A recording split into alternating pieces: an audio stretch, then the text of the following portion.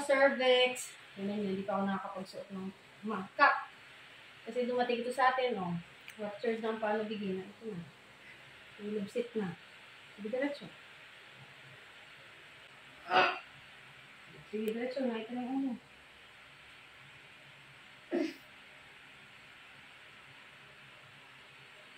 Sige, diretso yun. Nakita na. Kapit ka dito sa hitang. Kapit. Sige, diretso. Bangon yung ulo. Bangon.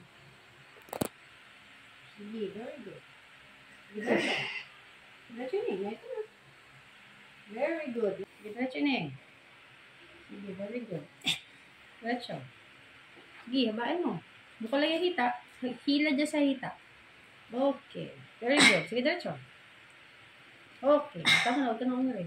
Kita. Kita ulo. Kita ulo. Huwag ka na umiri. Ako nang bahala. Huwag ka na umiri. Relax na. Lumayo ka na. Okay. Alright. 9:26. Baby. Girl. Oo. Okay. Yay. Congratulations, baby girl.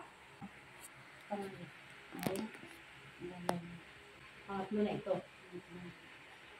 Thank you, Lord. Nakaraos na. So, pasyahan na dumating. Kaya tingnan nyo. Wala pa tayong hairdress. Wala pang costume. Thank you, Lord. Nakaraos na si Dede.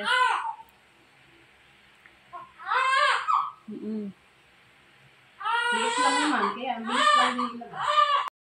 So, ito na po yung baby ni ate. Ay, nako. Pabilis-bilis lumabas.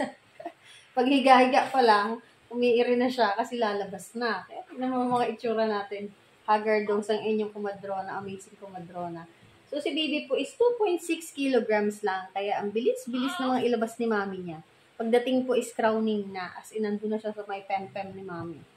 At lulubsit na lang. So, umiri si mami. Kaya yun, madalian talaga. So, 2.6 kilograms, bilis na. Buti na lang, di siya inabot sa tricycle. Kasi grabe, lulubsit na talaga pagka. So, thank you for watching mga ka-cervix.